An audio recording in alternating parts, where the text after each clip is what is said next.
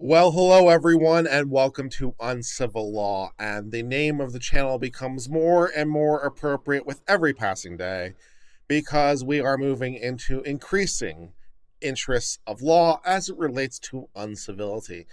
In the particular instance, the ongoing riots, protests, whatever in Portland that have been going on for about 2 months, give or take. And they have been mostly peaceful in the same sense that the day Nicole Brown Simpson died, as far as Nicole was concerned, that day was mostly peaceful. Almost the entire day, she wasn't being murdered. So the day as a whole was pretty good. It was just those little parts that were a problem. And so, in the same sense, yes, Portland has been mostly peaceful. Almost the entire time, it's not been a problem, except for, the parts that have been a problem, which are the parts that we're here to talk about. And we have seen some ongoing lawsuits as it relates to this. We have seen the start of and end of the Attorney General of Oregon bringing lawsuit against the feds. That case is already over. So I pretty much forecasted that one correctly. I was like, that's not going to go anywhere. We have seen the lawsuit from the ACLU, which I have not yet covered, but based on the descriptions of it, have not surprised me in terms of the outcome. The outcome seems to be that the police cannot knowingly target lawful observers or knowingly target people who are members of the press.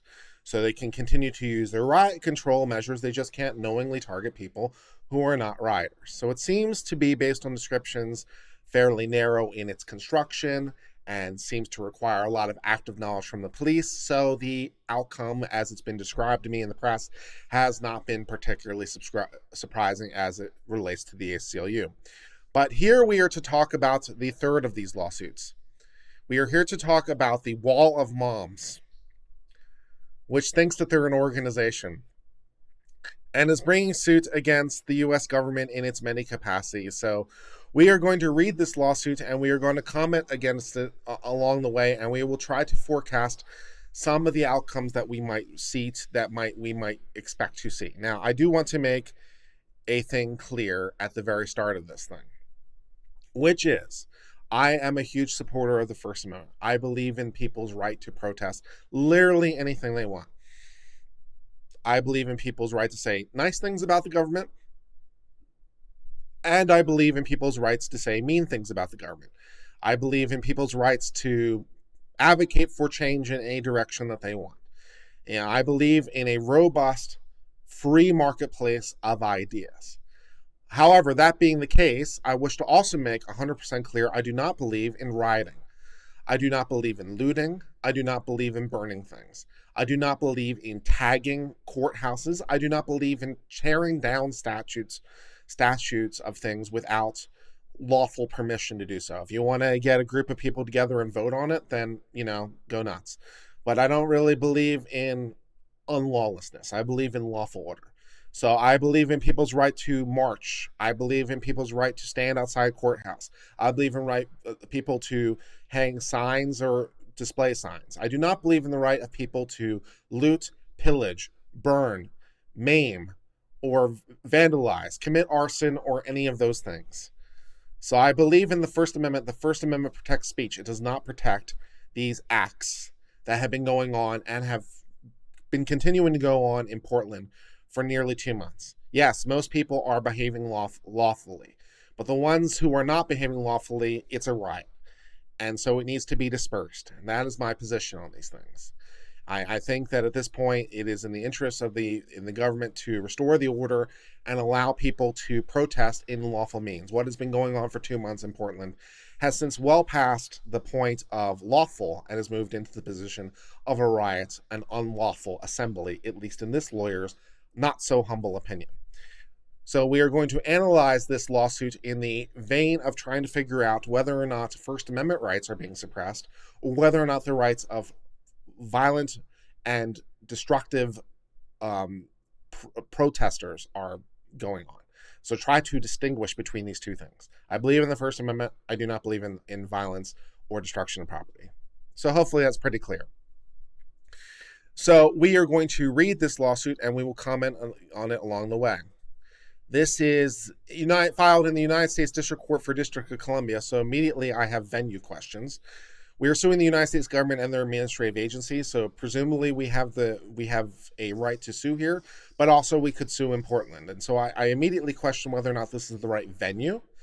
So we can look to several different elements of the lawsuit. We can look to standing, we can look to jurisdiction, and we can also look to venue. Whether or not this is the correct venue is an immediate question in my mind. Maybe this should be in the district court for Portland rather than the District of DC, but that will be a decision that will have to be made along the way.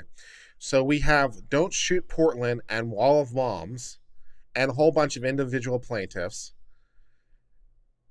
versus the Department of Homeland Security, the Department of Homeland Security, the Commissioner of Customs, the Director of Immigration and Customs Enforcement, the Director of the Federal Protective Service, Department of Homeland Security, Customs and Border, Immigration and Customs, Federal Protective Service, the Attorney General, the Director of the Marshal Service, the Department of Justice, and the Marshal Service. So basically just the federal government in all of its law enforcement capacities.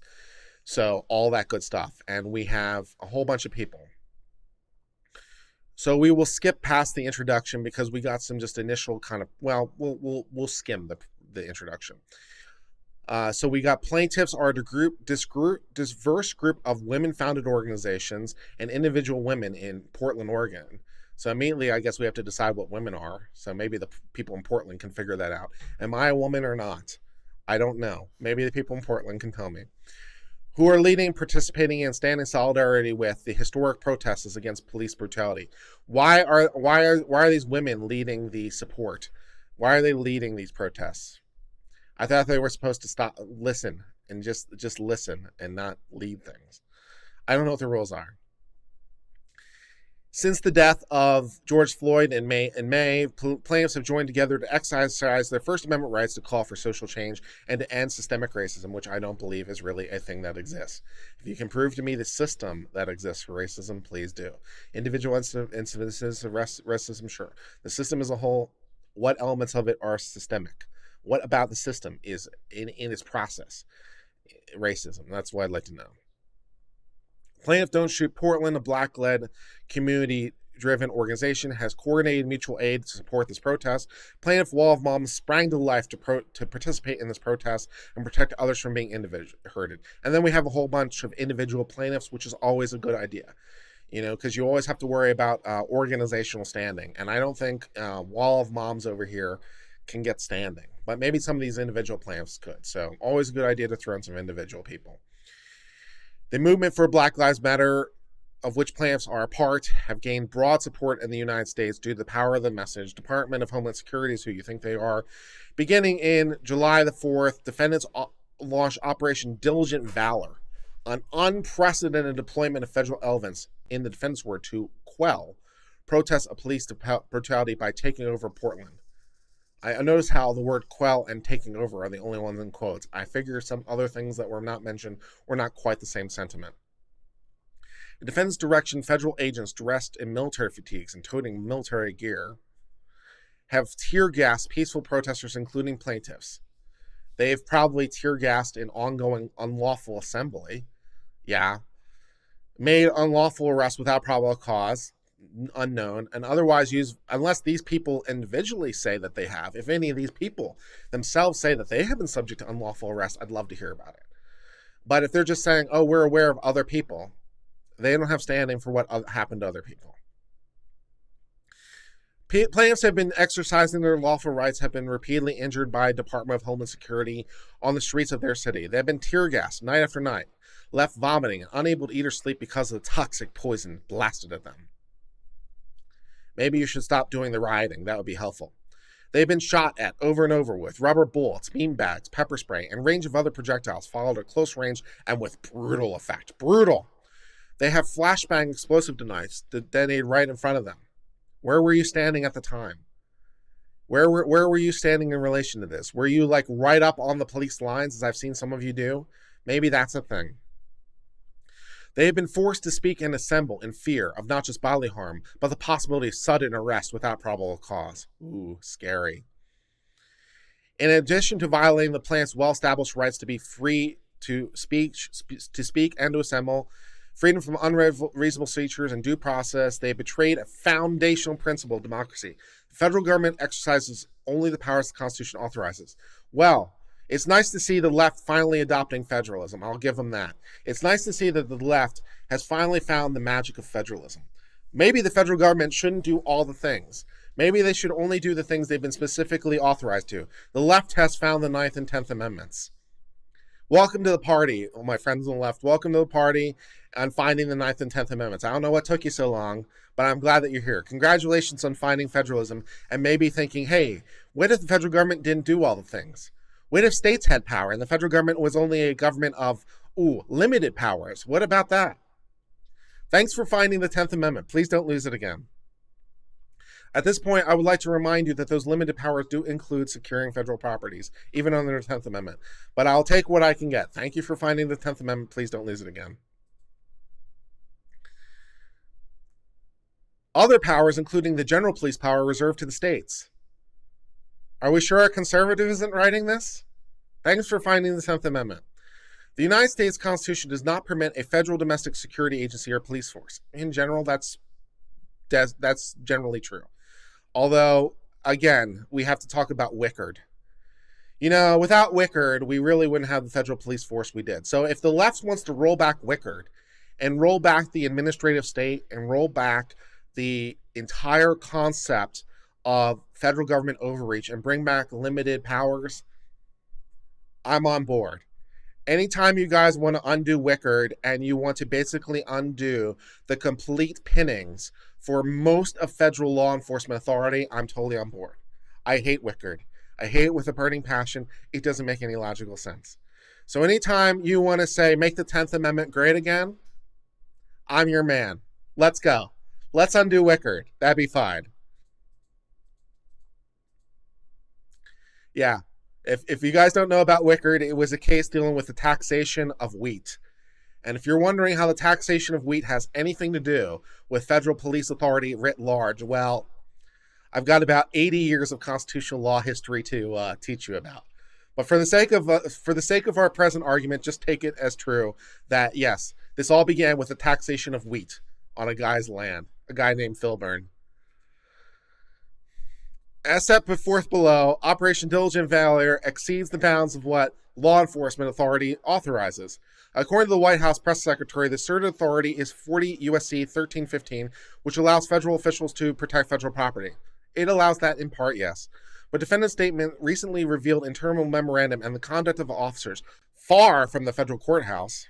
Yes, in protecting federal property, we are limited to that property. No, that's not how that works. Actually furthers a separate policy to intimidate and silence protesters because of the message. If that were true, you'd have a massive First Amendment problem. But I don't think it's because of the message. I think it's because of the rioting and the burning and stuff. Oh, gosh, I've already made videos about Wickard v. Filburn. Yeah, if you're interested in this subject at large, Google my channel. You can watch me rant about Wickard v. Filburn, Chevron versus NRDC. You can watch me rant about Brand X, and you can watch me rant about Our. These are the four horsemen of the federal government overtake. I've made videos about them all in the past. So there's no need for me to make another video. I've made videos going over them in depth and explaining them in depth. Wickard v. Filburn, Chevron versus NRDC, Our versus I forget who, and somebody versus Brand X. They're just known as Wickard, Chevron, Our, and Brand X in short. I made videos about them all. I hate them all so very, very much. So very, very much. Anytime we want to roll them back would be fine. Defendant's unlawful policy has been directed by Defendant Wolf, who purports to be acting as acting secretary, but is not legally serving in the role. He has not received Senate confirmation, and he's not even nominated him, reflecting his presence for acting officials and avoiding oversight. Well, according to federal law, as long as he's been Senate confirmed into any position, he can do this. The law allows for it. So assuming that Mr. Wolf over here has been Senate confirmed into any Senate confirmed position, the President of the United States can switch people around like this. So I think he's probably lawfully participating. The plaintiffs have asked this court to protect them and vindicate their rights by declaring it an unlawful policy. And then we have Plaintiffs Don't Shoot, which is a nonprofit organization since 2014, and Plaintiff Wall of Moms, which is an unincorporated association, which is fancy talk for we just say we exist. I'm not so sure about that one. I'm not so sure Plaintiff Wall of Moms is going to be happening. So skip, because we know who these parties are. Jurisdiction. So we have jurisdiction because it's a federal question. Administrative Procedures Act, yes. We can do declaratory relief, yes. Venue is proper because these reside in D.C. Venue is proper here, but venue is probably better in Portland because you have venue here and you also have venue in Portland. So if the D.C. District Court wants to, they could transfer this to the District Court of Portland, and it would be a superior venue. So that'll be an initial thing. Do we want this case here or do we want it in Portland? I don't know. Let's find out. All right, let's discuss the factual allegations in this matter. After the killing of George Floyd on May the 25th, Portland organizers have begun to mobilize in support of Black Lives Matter. Portland protesters have shown up night after night amid the staggering COVID-19 pandemic, which I would imagine, large groups of people meeting is probably helping to spread the pandemic. So way to go on that, mentioning it in the second sentence of your operative part. So we've gotten past the headers and we're now into the meat of it, right? So we had a little bit of intro. It's kind of flavor text. We had the party and now we're actually in the real merits of the argument. So in the second sentence of your merits, you have basically said, we are doing this and we are completely spreading the COVID because, yeah. So way to go. I don't think I would have mentioned it. Since July 4th, they've been repeatedly attacked by an army of over 100 camouflage agents. 100 agents comprises an army, apparently, to these people. Yeah, no, just no. 100 people is an army. An army of 100 federal agents. That's a weak sauce army, man. Don't Shoot Portland is a... thank you, Matt Holder, for becoming a supporter of the channel. It is appreciated. Don't Shoot Portland is a Black-led and community-led organization, has a crucial role in sustaining Black lives. Founded in 2014, building upon years of work organizing to facilitate care for families. Okay, so we have a little bit more flavor text. Don't Shoot Portland understands, based on scientific research it facilitated. Okay, we're scientists apparently over here. That tear gas is extraordinarily dangerous to deploy in a pandemic outbreak of respiratory violence, like COVID-19. So the tear gas is really dangerous, but being outside in large numbers is not. Because of racism. Racism it is. And impact on economic and health disparities. Black people, indigenous people, and people of color are more likely to develop, suffer, and face complications than their white counterparts. I like the random capitalization of black and indigenous, but not white. So apparently they're following the same style manual that I think the New York Times is following now, because the New York Times is apparently doing that. Black and indigenous are capitalized because they are a collective thing, but not white people. Which also, I'd like to point out, is kind of counter-narrative for them. So I don't know what their thinking is, but they when you put something in black, when you put something in capitalized, it becomes a proper noun. So that means that black as such is an entity, right? Because it's a proper noun. So you have a collective that is black. You have the collective black. But because you have white in non-capitalization, that means there is no collective white. So that means that there can be no white supremacy because there is no collective white. Right? White would be an adjective, not a collective noun. So black is a collective noun. Indigenous is a collective noun, but not white, which means that you can have no white supremacy because there is no collective white because you didn't put it in capitalization. It also means that there is no white to ascribe a collective guilt to because there is no white that can be collectively responsible, because it is not a collective, because it's in lowercase. So I like that their own stylistic choices undermines their own narrative. That means that white people can't be responsible for anything, because there is no collective white people. There is only collective black and collective indigenous, and the reason I know that is because of their choice of capitalization, their choice of collective nouns. They have made black and indigenous a collective noun, but not white. Way to go by doing that and undermining the validity of your entire argument by saying that there is no collective white, because it's not a proper collective noun. Good job. Excellent, well done.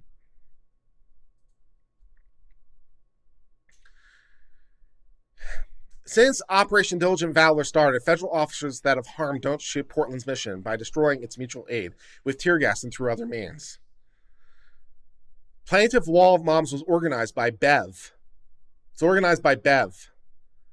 On July the 17th, 2020, Bev over here watched from her home in horror on video, social media, showing unidentified and armed military officers. This was like 11 days ago.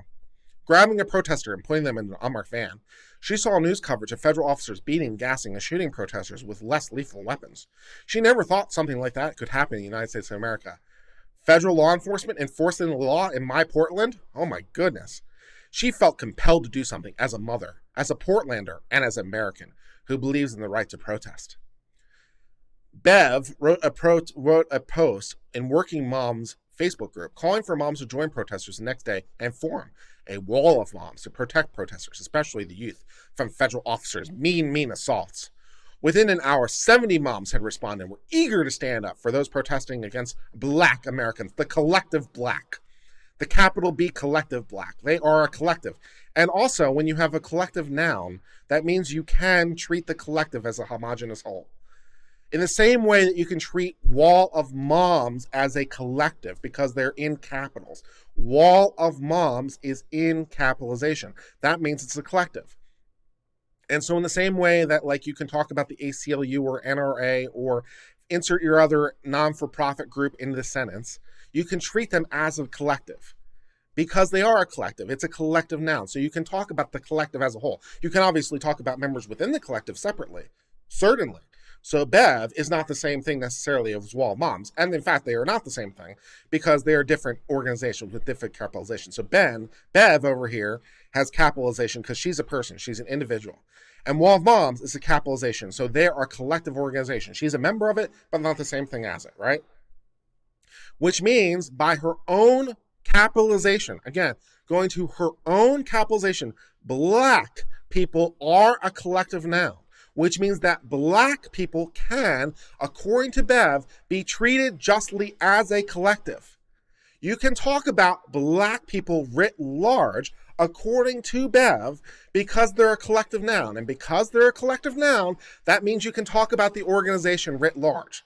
So according to Bev over here, it is okay to talk about black people as a collective, as though they are one homogeneous thing.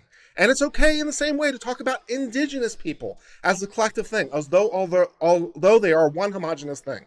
But according to Bev over here, it is not okay to talk about white people as though they are a collective homogeneous thing. White people are not collective and homogeneous, only black and indigenous people. Again, this is not me saying this. I am just pointing out that this is the consequence of her choices. What she's putting in capitals and what she's not putting in capitals. This is her choice at what she is making collective nouns and what she's not making collective nouns. She believes that black and indigenous people are collectives unto themselves that can be treated as homogeneous whole, but not white people. Way to go on the grammar there. Way to go, left-leaning people of Portland in turning black people and indigenous people into singular monoliths that can be treated as a collective whole. Good job.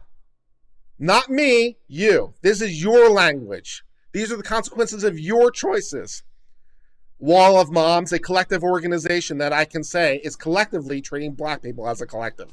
Good choice. You idiots.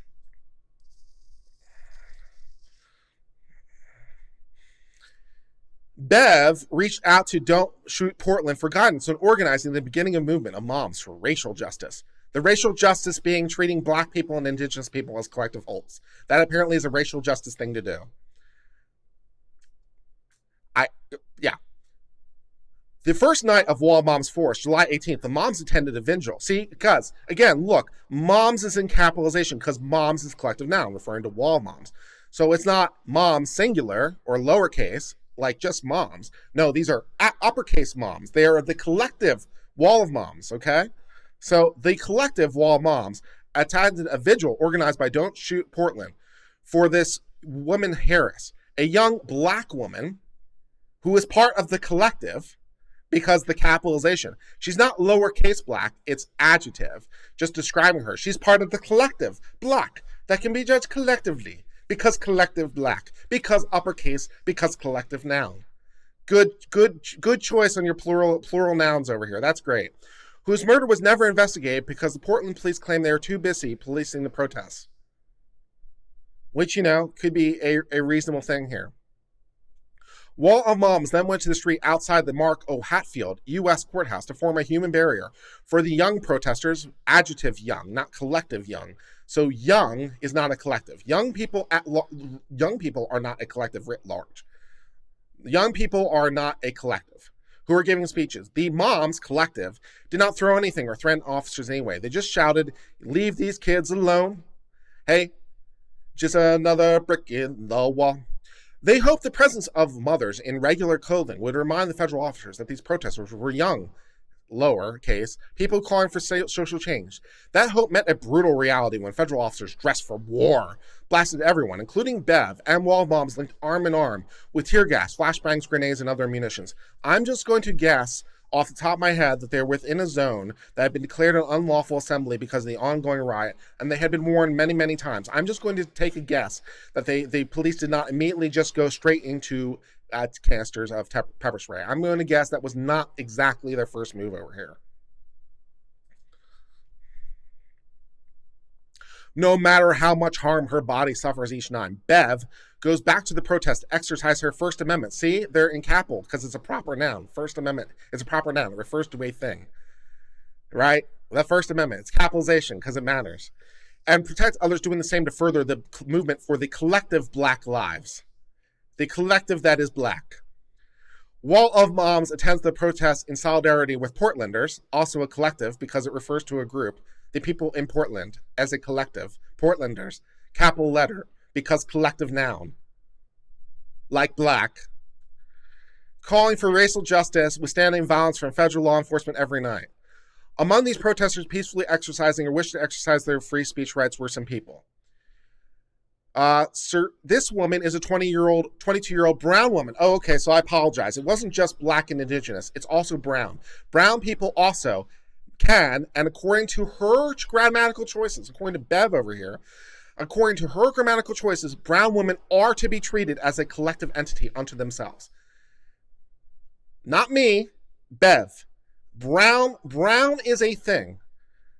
Not women, mind you. Women are not to be treated as a collective because it's not woman in capitalization. It's only brown. So women can't be treated as a singular monolith, but brown can.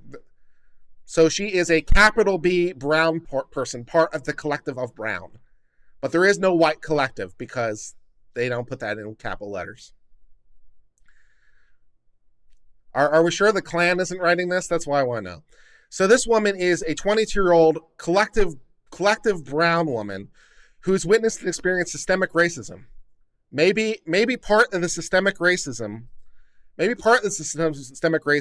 is in being considered part of a monolith that is the monolith of the collective that is brown. Maybe that's part of the systemic racism. Maybe you should look to Bev on that one. She feels strongly compelled to stand up for her collective noun black and collective noun brown peers, 10 brutality, and not collective noun, not to be treated as a monolith, white supremacy. How does this make any sense? I love these capitalization choices because it completely undermines their argument. There is no collective white to be supreme because there is no collective white because it's lowercase. So there can be no white supremacy because it's not an entity that exists, unlike the black and brown, which are entities, and the indigenous. After police officers killed George Floyd, she joined protesters to discuss this violent death. She protested 8 times. She was tear gassed for the first time on the 31st and was traumatized. Yeah, I imagine. Having seen the assault of federal officers, she fears for her safety.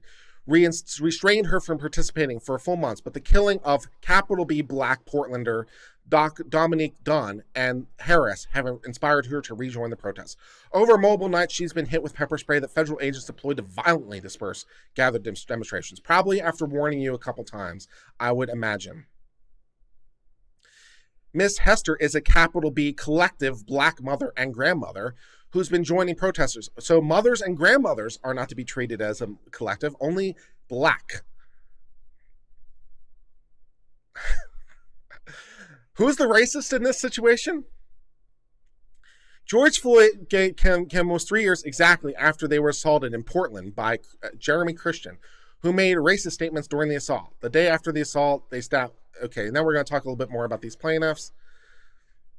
All right, the brutality that plaintiffs have faced at the hands of the federal agencies as a result of unlawful policy defendants have established to quell lawful protests and intimidate protesters. This reflects President Trump's desire, dating back to the earliest days of his administration, to take over cities. Well, it reflects the earliest desires. He's been doing a really bad job of it. 5 days after inauguration, he threatened Twitter to send the feds to Chicago to deal with raising homicide rates, which wouldn't be the worst plan ever. Maybe we should send in the feds to deal with some of the rising homicide issues and to investigate police corruption. Sounds like a thing maybe we could be doing. Also, Chicago is a prominently Black city. I don't know if that's lowercase black or capital B Black. I'd have to ask Bev which one it is. But either way, maybe we want to stop Black murders from happening, 90% of which are committed by other Black people. So maybe we would like to stop the Black murders from happening from Chicago. And so Trump is saying, I'd like to stop that from happening. That definitely seems like a really racist thing to do, to stop the Black murders. Okay. This year, President Trump, in consultation with the Attorney General, the acting head of Homeland Security, and others, has seized on this protest not to defend civil rights, but to quell the protests. On May the 29th, 3 days after the protest, the president tweeted, either very weak radical left Mayor Jacob Fry gets his act together and brings the city, or I'll send in the National Guard. He continued, these all caps thugs are dishonoring the memory. I don't know if that's an acronym or initialism because it's all caps. I'd have to ask Trump about that one.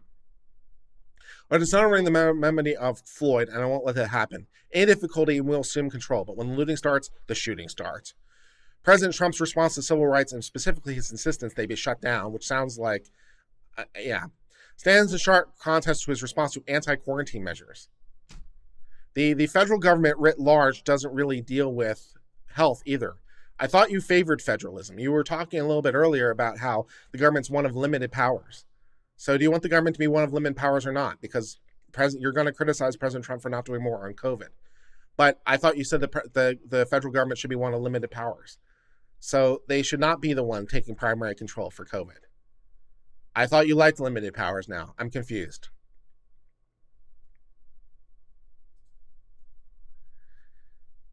When the armed protesters objected to the COVID measures rallied in the State House, those protesters are bad because they were protesting for the wrong things, I guess.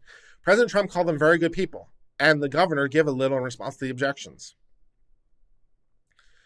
Throughout the next month, with the backing of the Attorney General and others, continued the willingness to override local law enforcement, notably saying, I'm your president of law and order. If a city or state refuses to take actions, then I'll deploy the United States military and quickly solve the problem for them, which he has a right to do under the Anti-Insurrection Act. So, yeah. Minutes later, the president previewed his strategy at, oh my God, this is the same thing Legal Eagle was saying. He previewed his strategy. It was a dry run.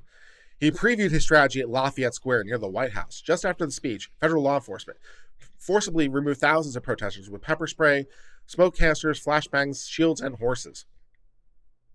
After protesters were cleared, the Attorney General and others walked to the shirt for a photo opportunity. It's not a coincidence that the threats to deploy the military and armed protesters have been aimed at liberal and progressive cities that he views as home to his political opponents. Maybe because those are the ones with the unrest.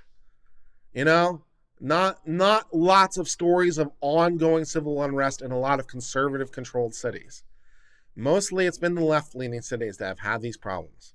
So maybe that's a factor. Just maybe you should get your house in order. That'd be nice.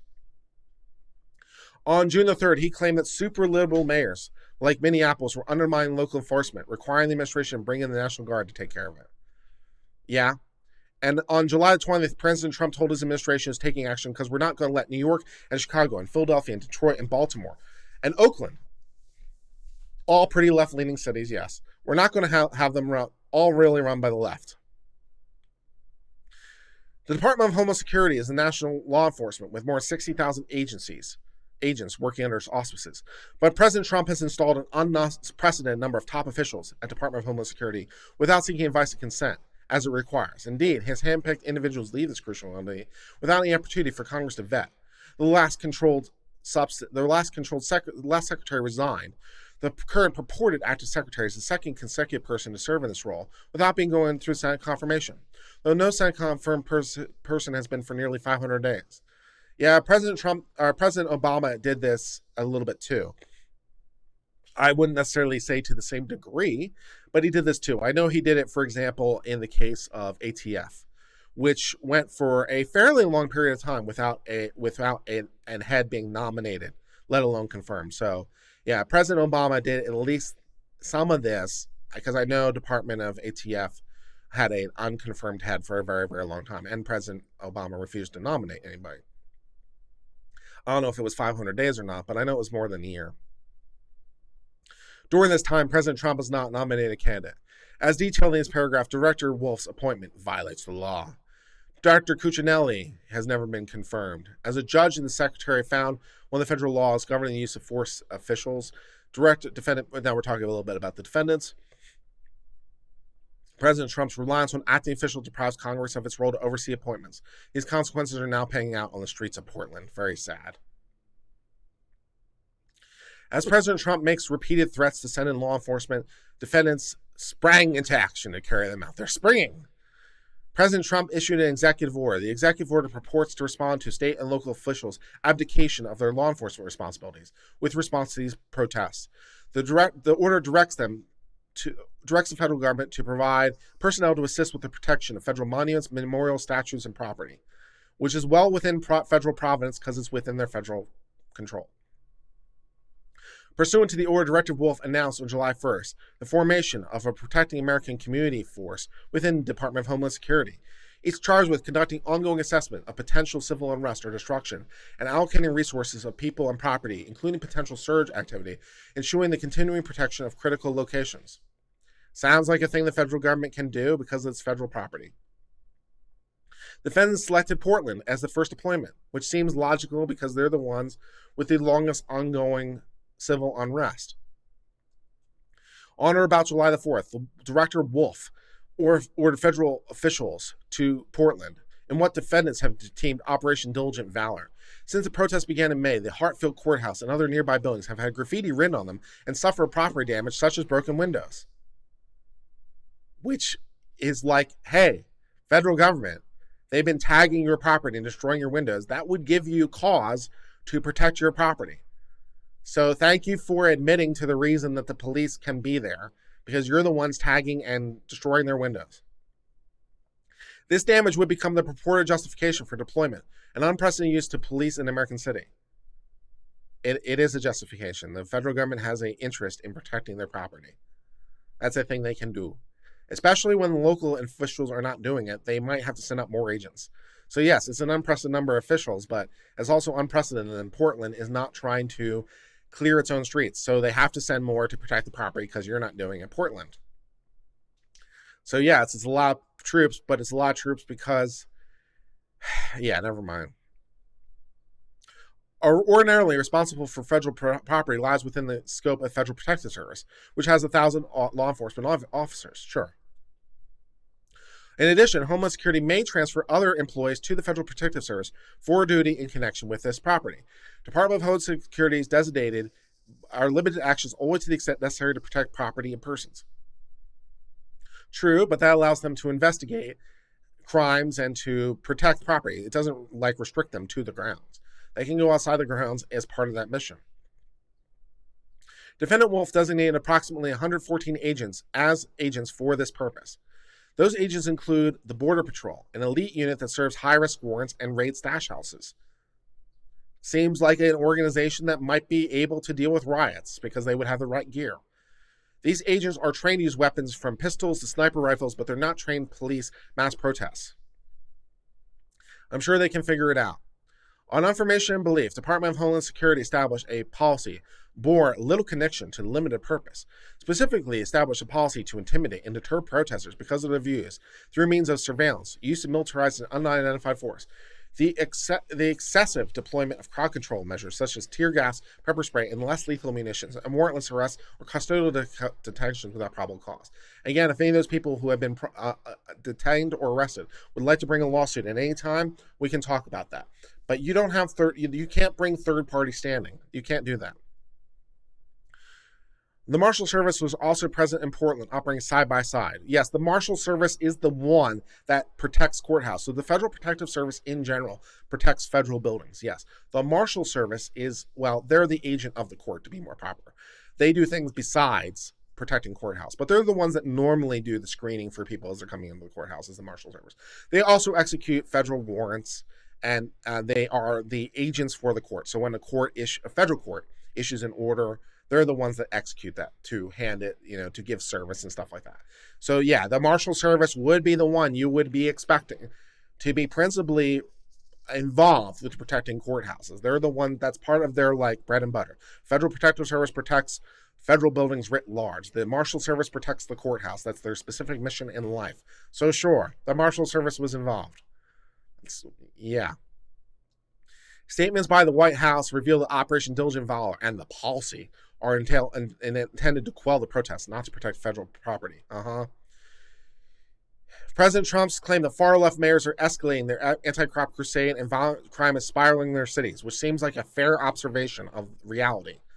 He pledged to be very strong on law enforcement by sending in federal officers to liberally run jurisdictions, even if we have to go in and take their cities, which again is a thing you can do under the Anti-Insurrection Act. You can quell insurrection.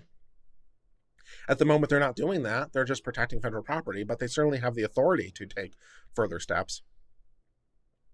President Trump admitted federal agents were deployed to quell the protests. We've done a great job in Portland. Portland was totally out of control, and it went in, I guess. We have many people right now in jail, and very much quelled it. If it starts again, we'll quell it very easily. They're not quelling the protest. They're quelling the lack of control. That's not what President Trump said, because I can read. Defendant Cuccinelli asserts that President Trump has helped to restore peace to these cities. Yeah. Defendant Cuccinelli told CNN, we will maintain our presence. What that violence recedes and when those threats recede, that when we ratchet back down to what I call normal presence. So when the violence and threats recede, that's when we'll have less presence. This has nothing to do with lawful protests, in fact or in word. At July 13th event, President Trump acknowledged the federal government is supposed to wait for cities to call, but they don't call. Well, ideally, yes, but they don't have to. Again, the left is apparently discovering federalism. Anytime you'd like to talk about the role of the federal government writ large, let me know. But you don't get to have it both ways. You can't have the federal government do stuff and not do stuff. You can't have them be all powerful. Then be they're exercising their power. Try to decide what you want. Do you want an Anti-Insurrection Act to exist? Do you want the federal government to protect federal property? If you want those things to exist, then it can't only be your people.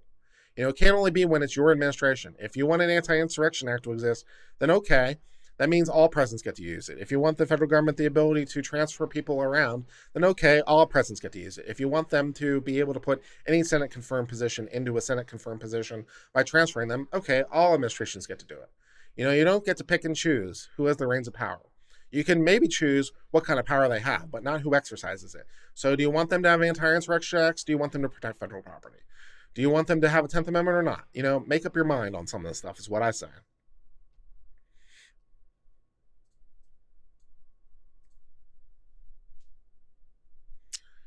Similarly, in a Fox News interview, Defendant Wolf reiterated that Department of Homeland Security needs to be invited and have the state and law authorities ask for help. That is typically true. Yes, that would be nice, but it's not required. But Portland authorities did not request the Department of Federal Law Enforcement and demanded they leave those cities. Oregon governor has asked Defendant Wolf to withdraw, saying it's like adding gasoline to a fire. You know what I think was adding gasoline to the fire? When they added actual gasoline to the actual fires. I think there's a thing that's there. 5 days later, the Portland mayor said federal presence is exacerbating the situation. Really? Federal officers are not wanted here. We haven't asked them. In fact, we want them to leave. Well, it's federal property, so no. Portland Commissioner Joe Hartseas called on federal officials to say they've escalated tensions. Not only defendants refused to end their deployment to Portland, they promised to send federal agents from Homeland Security and Department of Justice to other cities, including Seattle and Chicago. Senior officials said they expect to send federal officials anywhere unless there's unrest. They expect unrest to last at least until the presidential election, which seems like a reasonable prediction based on how things are going. Pursuant to the policy, since we're around, federal agents have engaged in all-out effort to quell the protests. That's not what they said. In violation of the amendments, that's not what they said. In accordance with the policy, they have engaged in a program of surveillance, unlawful arrest, and excessive force. Designed to deter protesters. Designed to deter people from burning down the courthouse. Federal agents have extended their operations far from the immediate vicinity. The plaintiff has seen federal agents drive the protesters as far as 5 blocks away. Ooh, 5 whole blocks away from the courthouse, people. Wow. Mind blown. 5 blocks, you say? Wow. Deep. So they've seen them drive protesters as far as 5 blocks away. Okay. July 24th, federal agents assaulted protesters outside the federal courthouse with tear gas, flash grenades, and pepper spray, and drove the crowd more than 2 blocks away. This is an unlawful assembly, which it probably has long since become. Yeah, there are lawful assemblies and unlawful assemblies. This would be the latter. And how do you know the difference? Well, one of the reasons you know the difference was when people were throwing water bottles at the police and tagging property and starting fires and committing arson and beating people with hammers and punching people and so forth and so on. That would be some of the indications that you might have reached an unlawful assembly.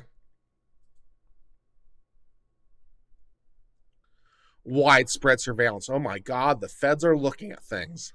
They're looking at things happening in the open, people. Wow, this is truly a dystopian state. The feds are looking at people who are in the public without any expectation of privacy. This is truly a horror show. Department of Homeland Security has launched an expansive program of domestic surveillance that goes far beneath the need. Pursuant to an internal unclassified policy, Department of Homeland Security's Office of Intelligence Analysis has authorized its officers to surveil protesters if they pose a threat to the property, regardless of whether such structures are situated on federal property.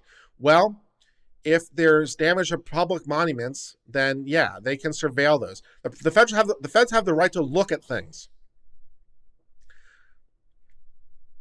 If they want to surveil, if they want to look at all the people in Portland, on the streets of Portland, that's not a Fourth Amendment violation.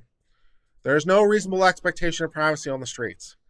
Anyone can look at anyone at any time. If the feds want to look at the protesters and surveil them and see what they're up to and say, hey, this guy is damaging property. Now, maybe it's not federal property, but maybe the feds say to themselves, maybe if this guy is willing to destroy property that's not federal property, maybe, possibly, bear with me, but maybe, possibly, he's the kind of person who might destroy federal property. So maybe if we see this guy near federal property, he's someone we should pay attention to because he seems to have a penchant for destroying property. Maybe it's not federal property. Maybe we have no jurisdiction, but maybe we could take notice and say, this guy seems to be the kind of guy who is tagging buildings and properties and destroying memorials. Maybe he's the kind of guy who might do that to federal property. And maybe if we see him near federal property, he's the kind of guy that we might want to pay attention to because maybe he's a threat. These leaps of logic are apparently way too much for the wall of moms. It is completely improper for this police to say, hey, these people are doing bad things. Maybe they will do other bad things too. Maybe they're the kind of people who will do bad things in general. That's apparently leaps of logic that's far too far for the feds to reach. Okay. The further dictates that they can collect information about these individual and groups which reasonably believe threaten or damage monuments, including tactics, techniques, or procedures. Well, geez. Why would we want to look at their tactics, techniques, or procedures? Maybe if these are their techniques, and procedures when it comes to other property in general, maybe these will be the same kinds of tactics, techniques, and procedures that they will use when it comes to federal property. Because maybe they're just maybe they don't have that many tactics, techniques, and procedures. And maybe we can learn something. Maybe if we look at how they're doing things in this domain, we can look at how, maybe they'll do it in other domains. So maybe we can learn something from the criminals, how they will commit crimes.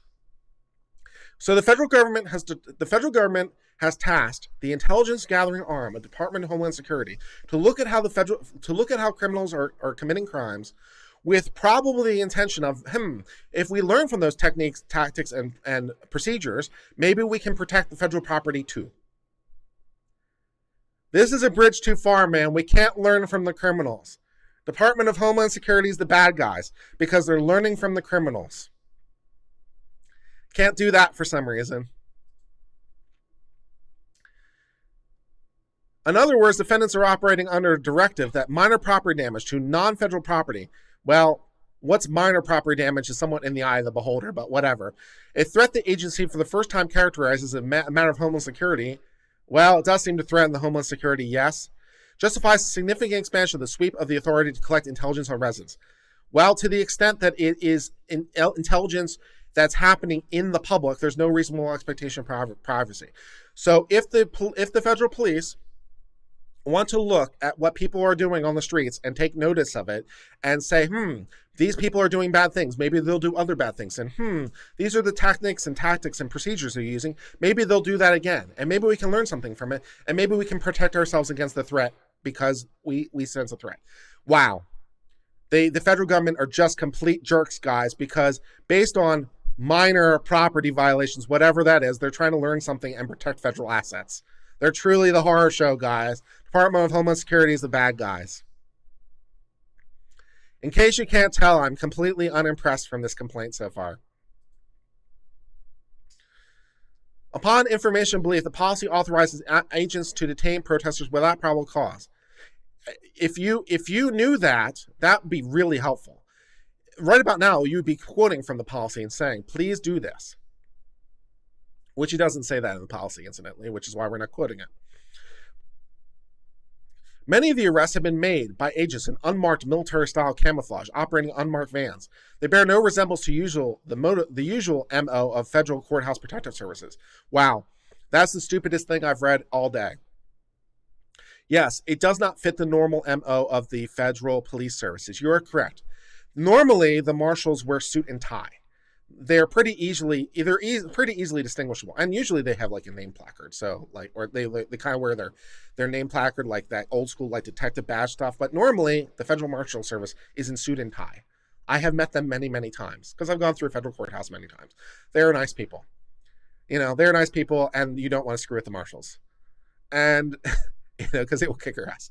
And anyways, normally they're in suit and tie. But yes, and normally they're just within the courthouse, and normally they screen you, and they say just have a nice day.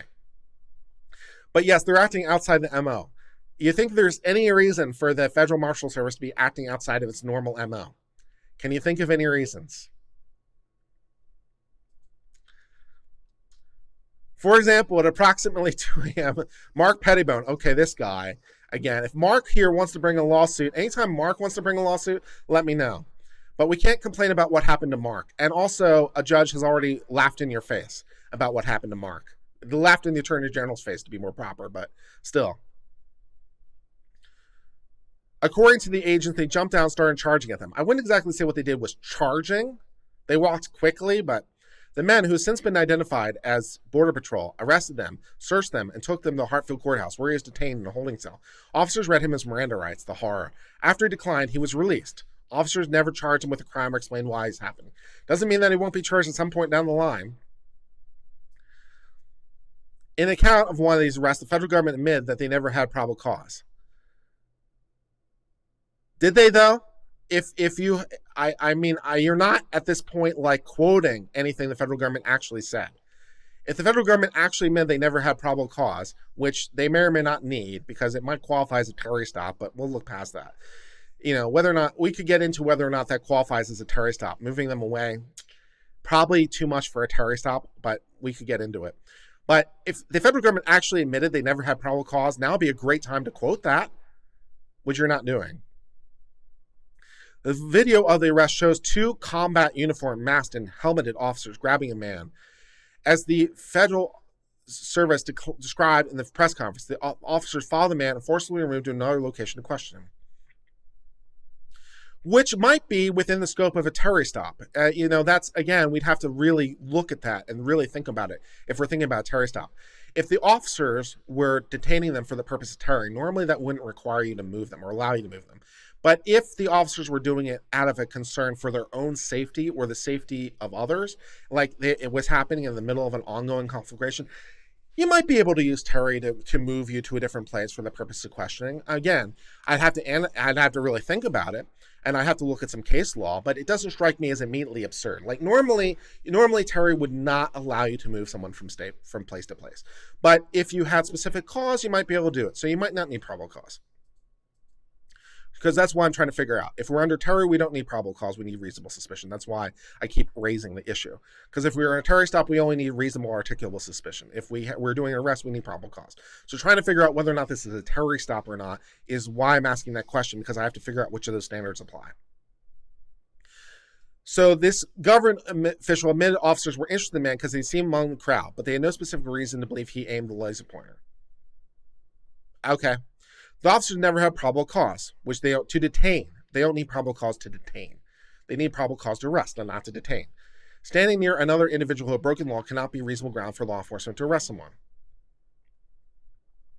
It can if you think they're part of a conspiracy or an accessory. Indeed, after nearly 20 minutes of interrogation, the horror, Klein admitted the officers released the individual because they did not have what they needed, namely probable cause. That's not the same thing. That's not the same thing as police saying they didn't have probable cause. The police saying we don't have what we need to continue to detain him is not the same thing as saying we didn't have probable cause to commit the arrest in the first place. So yeah, we had probable cause to do an arrest, but maybe we chose not to. We had probable cause to arrest. And after 20 minutes, we decided, okay, we're not going to book you.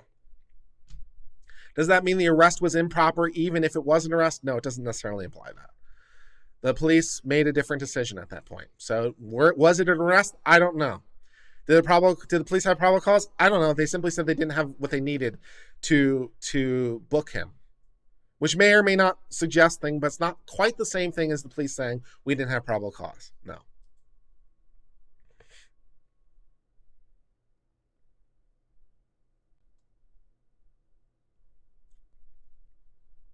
Use of excessive force. Also pursuant to the federal policy, federal agents have committed physical assaults with no threat to property, including repeated use of tear gas and other munitions against groups of protesters. Again, I'd have to look into it and whether or not it was an unlawful assembly because of ongoing riot and whether it was used to disperse it and blah, blah, blah.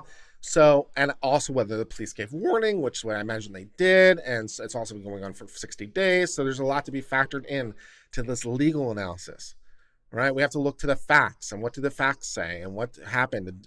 Did the police warn them and was it a known zone and was it blocked off and did they do this and so there's not enough here. Tear gas causes irritation. Yes, it does. The use of tear gas is indiscriminate. Yeah. Federal agents use tear gas in a predictable pattern. If it's predictable, that suggests that they kind of were giving you notice. If it's really predictable. In near nightly attendance at protests, Plaintiff James observed the federal agents begin to fire tear gas between 11:30 and 1 to disperse the crowd, even when there's no indication of violence or property damage, even where they're safely located behind the property damage. She's witnessed agents shoot people with munitions, even though they're not engaged in violence, and even when they stood blocks away. Okay, that's a little bit more suggestive. That the police might be in the wrong. I'm not 100% inclined to take moms against violence or whatever they call themselves, because I forgot. I'm not 100% willing to take their word for it, but that's a little bit more suggestive that the police are in the wrong. If they're really not firing based on an imminent threat, if they're really firing blocks away from the courthouse, that's a little bit more suggestive the police might be in the wrong. So you've said something that's like, okay, you have my attention at least. You have something that might be a violation. Federal agents have also assaulted multiple protesters directly. In response to what? For example, on July the 11th, federal officials shot and severely injured a protester with less than lethal impact while he's peacefully protesting.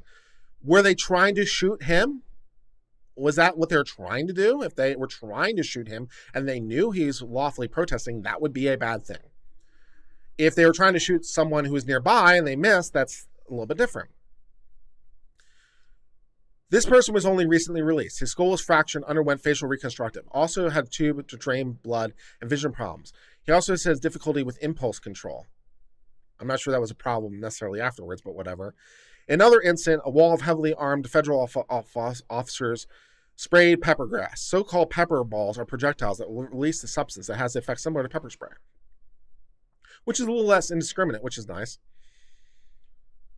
They therefore carry damages. At least one graphic video shows a dozen agents shooting a pepper spray ball in quick succession at an unarmed protester. As she walked towards the agents, was wearing nothing but a face mask and a stocking cap. Well, what else was she doing? Was she in a zone where she wasn't supposed to be? Was she warned? Was she that person that was holding something above her head? Oh, no, this is the naked woman. So, yeah. What else was she doing? Later the same day, a Naval Academy graduate, David, attended his first ever protest. He planned to ask officers about the oath, which they believed were violating. As David approached the marshals, he stayed in the middle street and did not step on property. Was he warned? Was he told? Was he in a zone that was marked? Was he past a barrier? Blah, blah, blah, blah, blah.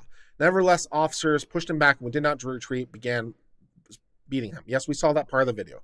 The pepper spray burned his eyes and blurred his vision. As he sought shelter, he walked into a cloud of gas that made him cough. A former member of the civil engineers believed he was walking through a giant cloud of pepper spray.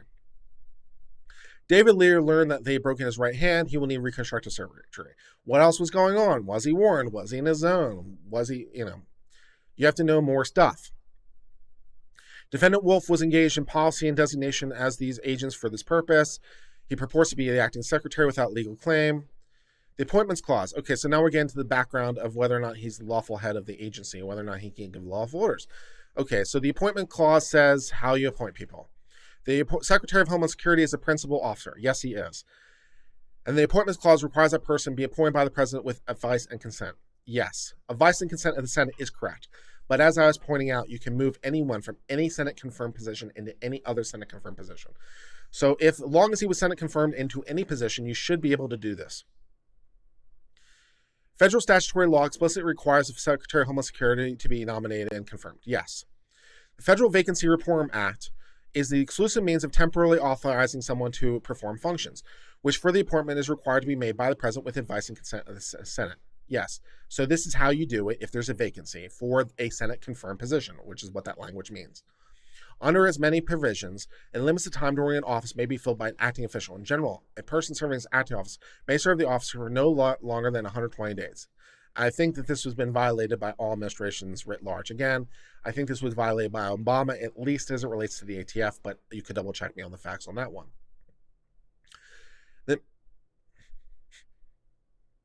The misuse of acting officials in violation has been a chronic abuse problem. In the case of this agency statute, the Homeland Security Act, rather than this statute, governs the order of succession. Thus, when the office is vacant, the president lacks the authority to select an officer under that act. No, that's not how that works. No, that's not how that works. Yes, every agency has default rules in terms of how succession. And sure, Homeland Security has its own succession act and says how things will be succeeded, but the president can override that. That's one of the virtues of being president. So he can override that. Now his power to do so is not unlimited. We covered that recently when it came to Cuccinelli and some of his problems in his appointment. But he can override the default rules. So no, just because Homeland Security has a default succession act does not mean that it guides over the FRVA. That's not how that works. Homeland Security says how it's supposed to be done. Establish mobile order succession. Yes, I'm sure it is. And it states how it's supposed to be done. This executive order states how it's supposed to be done. Section additionally provides how it's supposed to be done. Annex A applies only when the secretary is unable to act. Places the commissioner of border control and says how it's supposed to be done.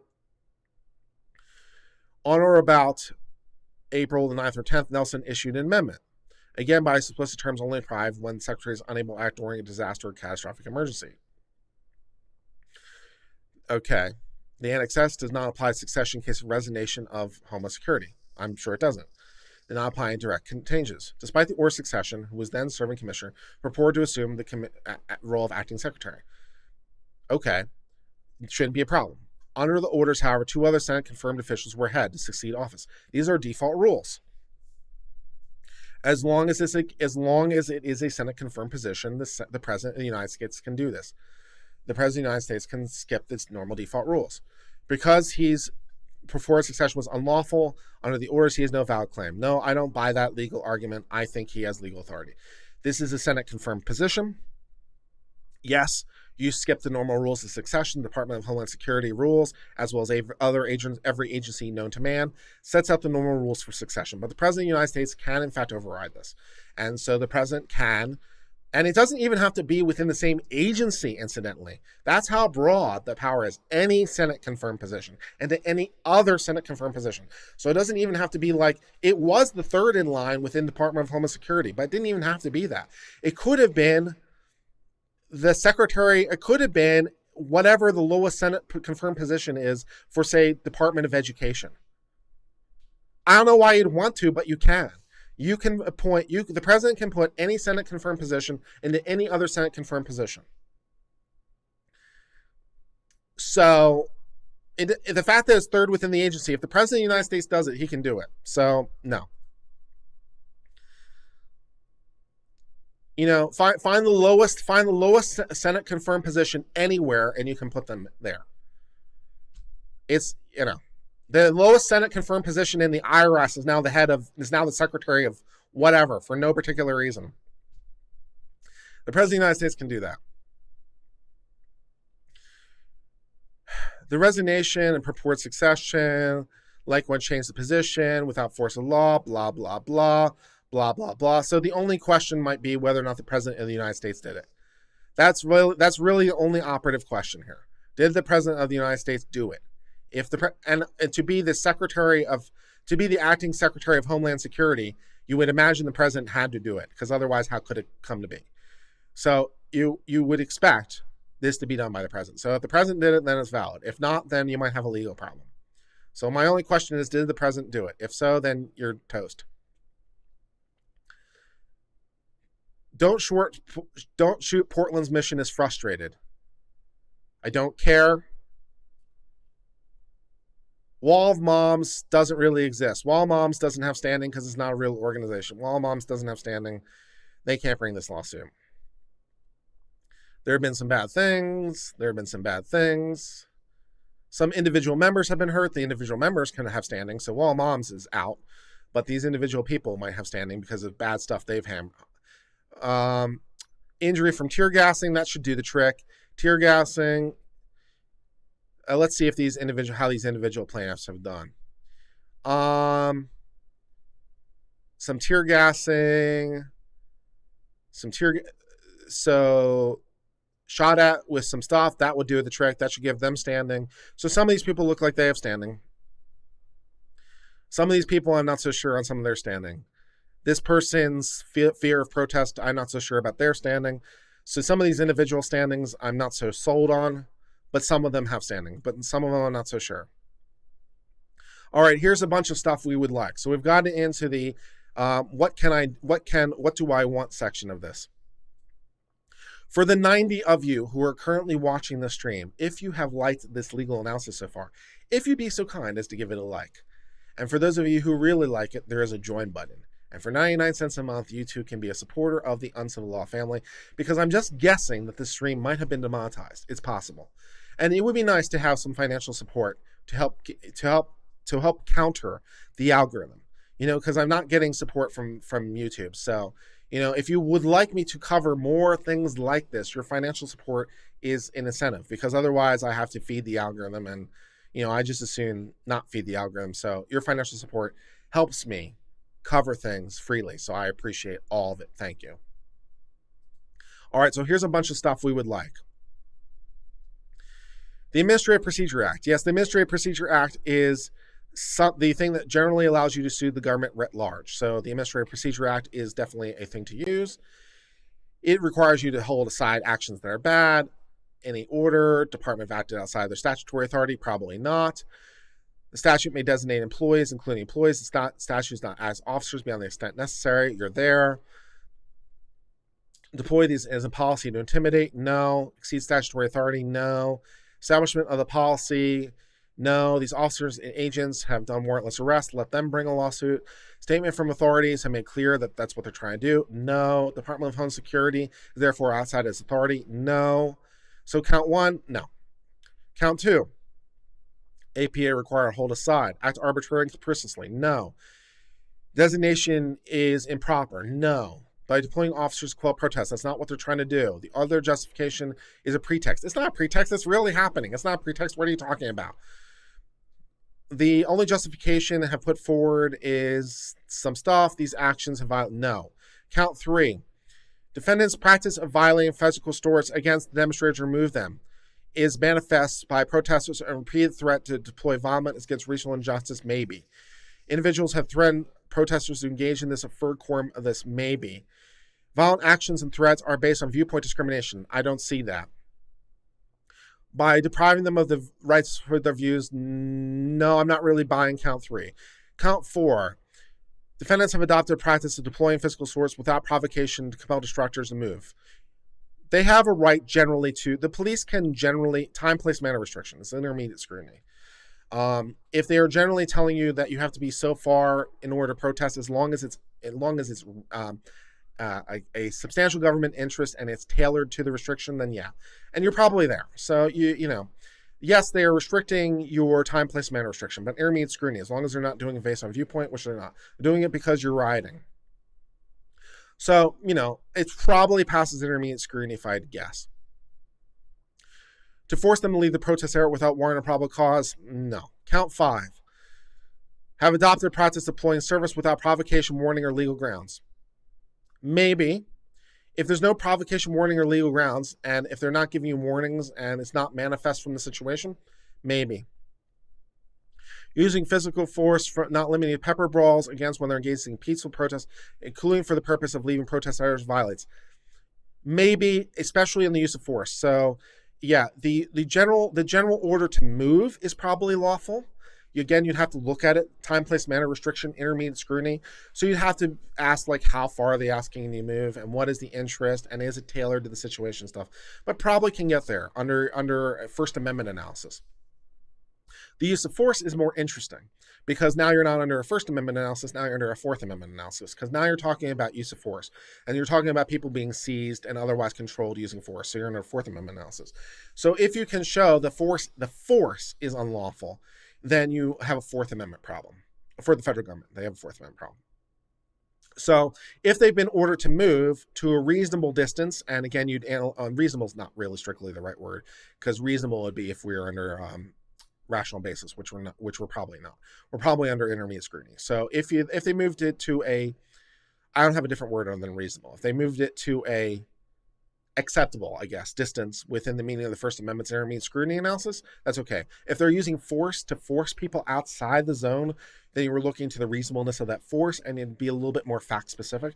So it's a little bit hard to judge it in the abstract in terms of what notices are being given. Has it been well signaled? Are they putting barriers up? Have they put signs up? Are people going past the barriers and signs? Is it something that people would know from past experiences? So it's a little bit hard to adjudicate it in the abstract, but it's plausible.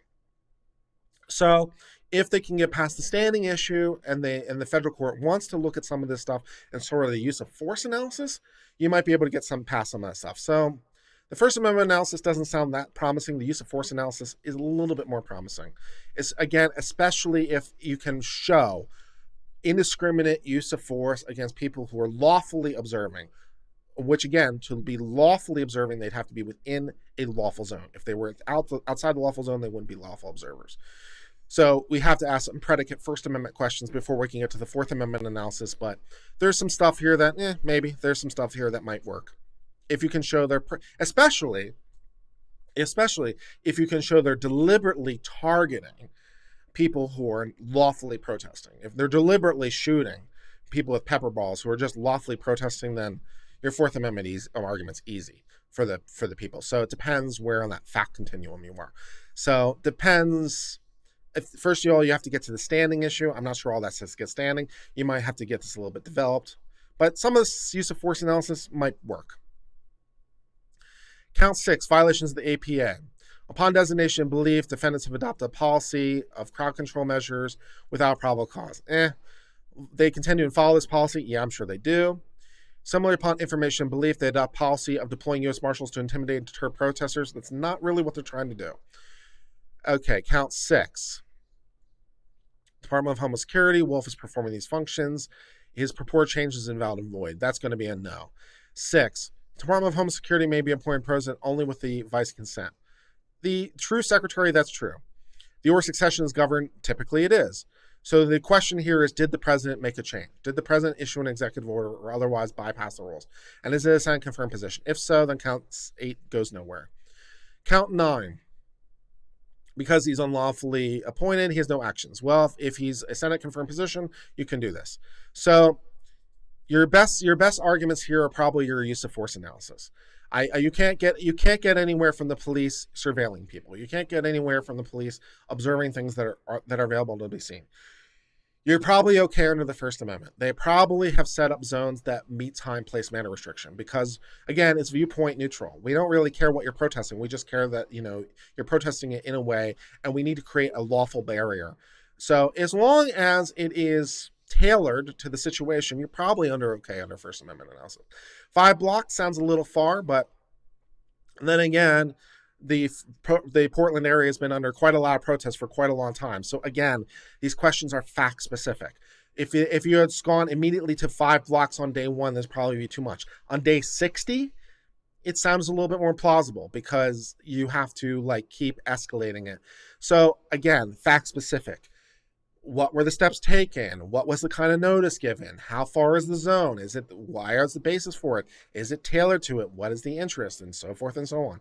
But I'm going to work under the predicate assumption they can make it past the First Amendment analysis because of the ongoing situation that I think they can get to where the government needs to get where they need to be. I'm going to guess. Again, I'm making assumptions, but the use of force analysis is a little bit more interesting.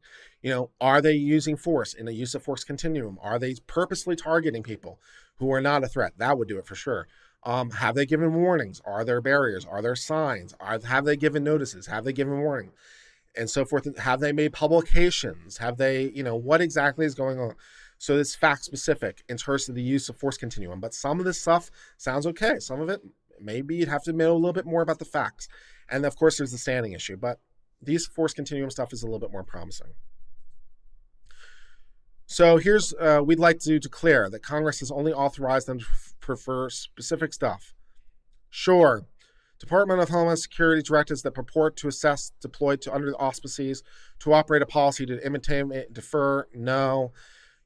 The Marshals policies, no. No, you're not going to get an order. In preliminary relief, you're not going to get that. Probably. And award other stuff, sign some people. Okay, so that's all super exciting. So our first step on this wonderful road is going to be the TRO. And so this was filed yesterday. So here's what you would expect to happen next. You would expect there to be a hearing at some point in the very near future. Let's see, it's Tuesday. So probably by the end of the week, if you're really lucky on a TRO, you can get to where you want to be, and you'll have an oral hearing in which the court will ask some questions and try to determine whether or not any of these people are standing and whether or not any of this stuff meets laugh test. So that would be the first thing you would expect to happen. And then if the TRO is going to be denied, you'd expect that to happen probably late this week or early next week. And if I had to take a guess, I would guess TRO is going to be denied. I think some of these people have standing issues, and other ones, again, with ongoing law enforcement operations, you would not expect to see a restraining order. A TRO is a temporary restraining order, in case I didn't explain the acronym. It's a kind of an injunction. Injunctions are equitable remedies that are considered extraordinary. You have to meet a 4-part test. I would say that the balance of equities is off. I would say that it's not in favor of public policy. So I would not expect a TRO to issue. If a TRO were to issue, I'd expect it to be fairly narrow and track the TRO of the ACLU, which would say something vaguely along the lines of, you cannot purposely target people who are lawful observers and members of the press. and you have to maybe give some sort of notices before the use of pepper spray and stuff like that. So that would be the kind of TRO that I would imagine getting if we get that far. But my bet is TRO is going to be denied. So, I think that this has some aspects that are a little bit plausible. I think a lot's going to determine based on the hearing that the court does, and whether or not they find to be certain things. But on the whole, I think that it's certainly not as weak as the Attorney General's argument, but my bet would be the TRO would be denied is the most likely outcome, and if there is going to be one, to be fairly narrow. And I don't think Wall Moms has standing. I think some of these individuals might not have standing, but some of these individuals do have standing. Of course, it could get punked.